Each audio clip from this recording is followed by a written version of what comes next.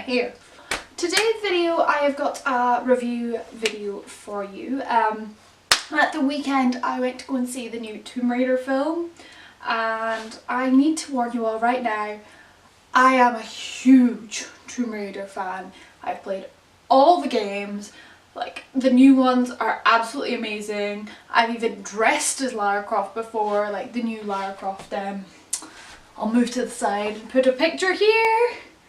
If you stalk back to my Instagram from like 4 years ago, you'll find this photo. I got a few weird looks walking around my hometown dressed like that, and a guy actually pulled me over and asked if I'd been attacked because, you know, dark blood.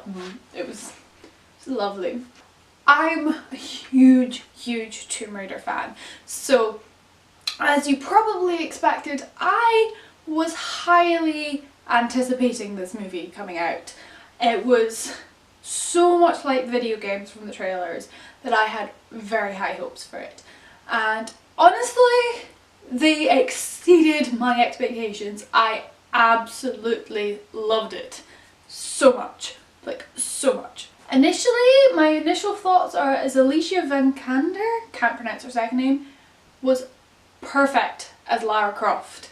This character of Lara was not a Mary Sue. She didn't know what to do at the beginning. She had so many times where she failed, and then you could see her thinking her way through puzzles, and I really appreciated that as like an audience viewer and as a filmmaker or writer, I guess, myself. Like Mary Sue's, yes, they're interesting to watch, but they get boring after one film, and I want this to have a sequel like the video games have, and you need her to learn how to adapt. She needs to learn these talents she knows so well, and there's only so much you can do with her just knowing what to do. There's only so much you can kind of write off that. I loved Dominic West as Richard Croft. I think him and Alicia Vikander look so much alike. Like, you could see them almost being father-daughter. Like, that casting was so good. The only downside was that the two girls that were playing teenage Lara, and I think she was about 6 or 7, they didn't look anything like Alicia Vikander. They looked like each other. Two girls that played the younger Laras, they looked similar, but they did not look anything like Alicia Vikander. She didn't look anything like her. So that kind of pulled me out of the story, but not completely. This is a very realistic video game adaptation. By that I mean it was very grounded, it was very real, everything that happened could happen. Like, all the puzzles were very much, you'd think your way through them. They were very clever. There were things I would never have thought of, but you can so totally tell they come from a video game origin story kind of thing. Part of why I'm saying that is there's a myth that goes all the way through the film, which is the reason why Richard goes off to this island. I feel weird saying spoilers because it's the video game, kind of, but the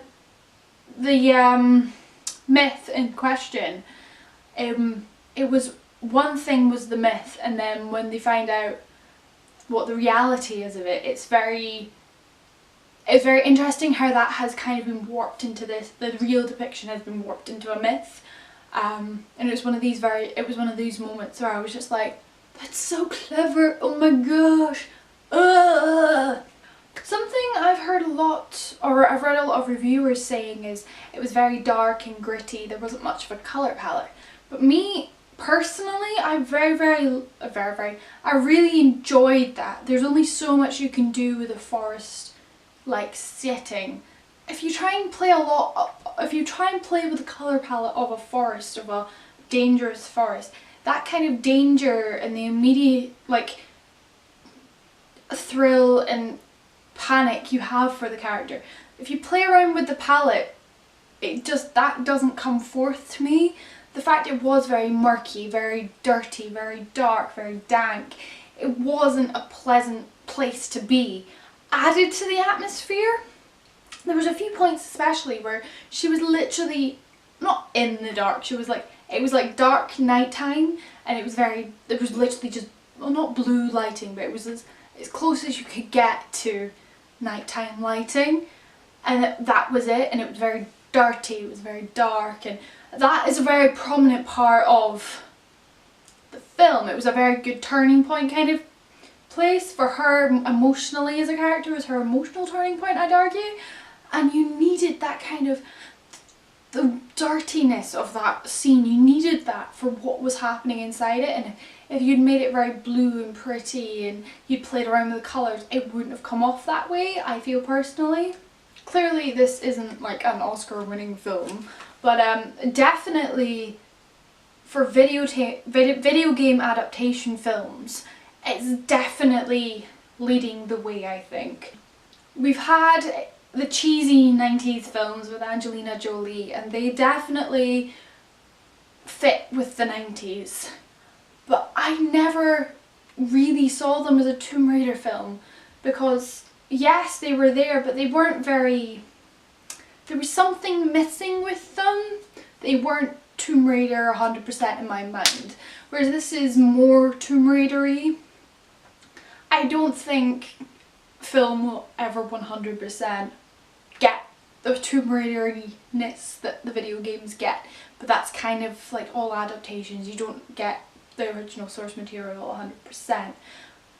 But this is definitely a very clever film, and you can see Lara, and when there was one scene in particular when she'd just arrived on the island and she'd woken up and she'd realised her father was dead, and she kind of realised the kind of situation she found herself in, and she was out, she just had come outside this tent and she was in the get-up from the films, and I just saw her and I was like, you are my Lara Croft. You are my Lara. I see it 300%, and it was so good to see. I need to talk about the ending. Trinity. See, Trinity is one of these things in the video games that I think fans of the video games, they know so much about it now, and it was one of these, I was really curious how they were going to incorporate Trinity, because a lot of people who don't get the video games will just see it as like, oh, another one of these organisations. But I get really frustrated with people like that, because you let Marvel go off with stuff like that. Why can't you let this little video game in its own little universe have that kind of organisation that's trying to not take over the world, but take over the world using these forgotten myths and legends that are people have to uncover in tombs. I was like, there's more groundwork in that tiny little bubble than there is the DCEU and Marvel and stuff like that. It's kind of like that. I get really frustrated with people like that. But when Trinity turned up, as someone who knew the video games, I kind of suspected what the twist at the end would be, but they were so cleverish about it.